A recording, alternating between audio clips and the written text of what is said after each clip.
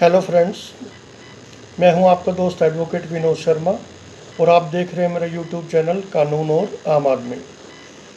दोस्तों, आज की चर्चा का विषय है कंज्यूमर प्रोटेक्शन एक्ट, यानी कि उपभोक्ता सुरक्षा अधिनियम अमेंडेड अप टू 2020। इसके तहत हम कैसे अपनी कंप्लेंट फाइल कर सकते हैं, कैसे रिलीफ ले सकते हैं, कहाँ ये कंप्लेंट फाइल होती है, ये सब मैं आपको जो है इस वीडियो में विस्तार से बताऊंगा। इसलिए दोस्तों, आपसे निवेदन है कि आप जो है मेरे चैनल को सब्सक्राइब करें और बेल आइकन का बटन भी दबाएं ताकि आपको नई वीडियो का अपडेट्स जो है बराबर मिलता रहे। तो दोस्तों, वीडियो पूरे देखें, अंत तक देखें ताकि आपको जो है पूरी बात समझ में आए। तो दोस्तों, हम एक कंज्यूमर हैं, सामान खरीदते हैं बाज़ार से, सर्विसेज लेते हैं, और अगर मान लो उन सर्विसेज में या सामान में कोई डिफेक्ट है, त्रुटि है, डेफिशिएंसी है, तो हम उसकी कंप्लेंट कहाँ पर कर सकते हैं, मेंटेनेंस कहाँ से हासिल कर सकते हैं। तो उसके लिए गवर्नमेंट ने कंज्यूमर प्रोटेक्शन एक्ट बनाया है। उसमें उसको बार बार अमेंड किया गया है ताकि ज़्यादा से ज़्यादा जो है ये कंज्यूमर के हित में काम करे। और पहले जो है इसे एक फोरम की तरह काम करना होता था, लेकिन अब इसको अपग्रेड करके कमीशन बना दिया गया है, आयोग बना दिया गया है फुल फ्लैश्ड। और इसके तहत जो है उनकी जो कंपनसेशन की राशि है वो भी बढ़ा दी गई है। तो अब हम विस्तार से चर्चा करते हैं कि कंज्यूमर कंप्लेंट क्या होती है, कहाँ डाल सकते हैं और कैसे हम deficiency of services and goods के प्रतिपूर्ति में हम अपना मुआवजा क्लेम कर सकते हैं। तो दोस्तों, कंज्यूमर प्रोटेक्शन एक्ट जैसे नाम से ही जाहिर होता है कि ये कंज्यूमर के हित में बनाया गया है। अगर मान लो आपने किसी कंपनी से कोई सामान खरीदा है, सामान किसी भी तरह का हो, जैसे कि मान लो आपने फ्रिज खरीदा है, वॉशिंग मशीन खरीदी है, या आपने कोई व्हीकल खरीदा है, किसी भी तरह का सामान हो जो कंज्यूमर प्रोटेक्शन एक्ट के परव्यू में आता हो, और या आपने किसी की सर्विसेज ली हो, जैसे प्रोफेशनल सर्विसेज हम लेते हैं, उसमें कहीं कमी पाई जाती है तो हमें संतुष्टि नहीं होती। एक ग्राहक के तौर पर हम जो है कई बार अपने आप को ठगा हुआ महसूस करते हैं। तो उस स्थिति में हमें क्या करना चाहिए? तो दोस्तों, मैं आपको बताऊंगा अब कंज्यूमर कंप्लेंट आप कैसे फाइल कर सकते हैं और कहाँ फाइल कर सकते हैं।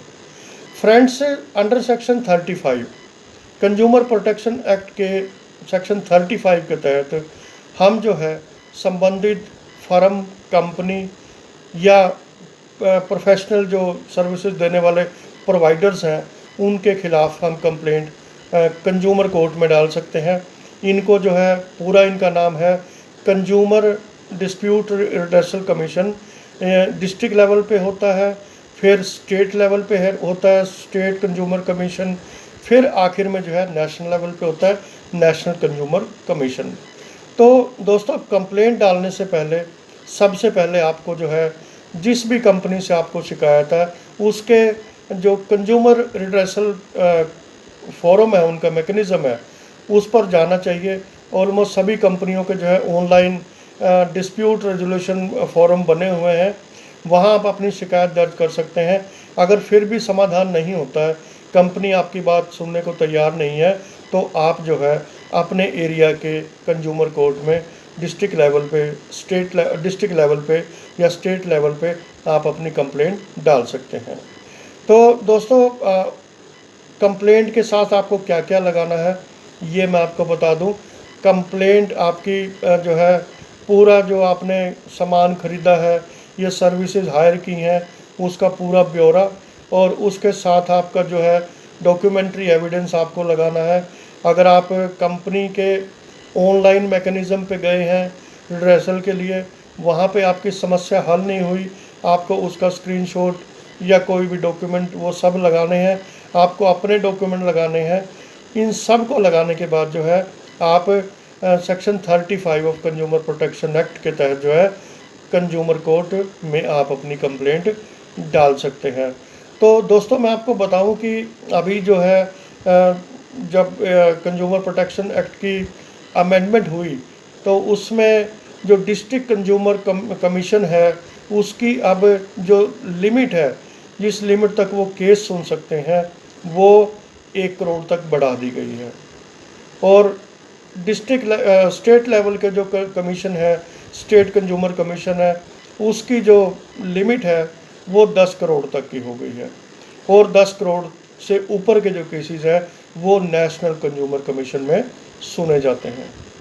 तो फ्रेंड्स, आप अपने जो कंप्लेंट है वो डिस्ट्रिक्ट लेवल पे, स्टेट लेवल पे या आप नेशनल लेवल पे आप उनको डाल सकते हैं। और आपको जो है पूरा ब्यौरा अपना देना है और जो है डॉक्यूमेंट्स आपको साथ में लगाने हैं। और उसमें जो है फिर आपको जो है प्रॉपर एक कंप्लेंट आपकी कंज्यूमर कमीशन के सामने जो है लॉज हो जाएगी। दोस्तों, कंज्यूमर कमीशन के मेंबर्स होते हैं, चेयरमैन होते हैं, उनको प्रेसिडेंट भी बोलते हैं। जो चेयरमैन या प्रेसिडेंट होते हैं और साथ में 2 मेंबर उनके साथ काम करते हैं, ये तीनों जो मेंबर्स होते हैं, ऑनरेबल मेंबर्स कमीशन के, ये आपकी कंप्लेंट सुनते हैं। इसलिए जो है आप अपनी कंप्लेंट की 3 कॉपी बनवाएंगे, एक प्रेसिडेंट के लिए और बाकी 2 कॉपी जो है मेंबर्स के लिए बनाई जाती है।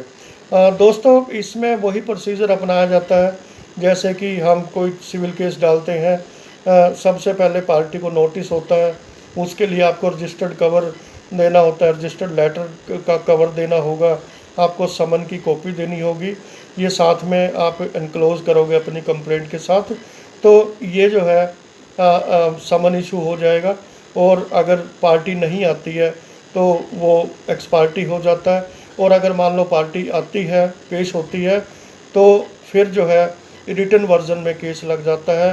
रिटन वर्जन के बाद जो है एविडेंस में केस लगता है और एविडेंस के बाद जो है आर्ग्यूमेंट्स में केस लगता है। आर्ग्यूमेंट्स के बाद जो है जजमेंट आता है कि ऑनरेबल जो कमीशन है वो एक पर्टिकुलर कंप्लेंट में किस तरह का फैसला देता है। अमूमन देखा गया है कि उपभोक्ताओं को राहत दी जाती है और किस लेवल पर दी जाती है ये आपके केस के ऊपर, आपके केस के जो फैक्ट्स हैं उन पर डिपेंड करता है। और जो है ऐसे ही नेशनल कमीशन में उसको चैलेंज किया जा सकता है या अपील में जा सकते हैं। और उसके बाद जो है पहले स्टेट कमीशन में जाएंगे, फिर नेशनल कमीशन में जाएंगे।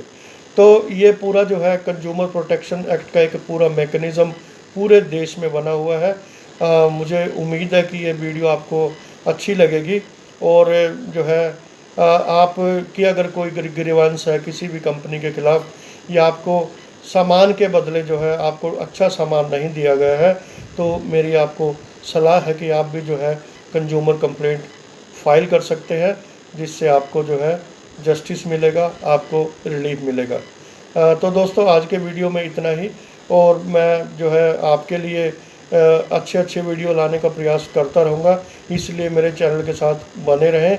आज के लिए इतना ही। धन्यवाद। जय हिंद।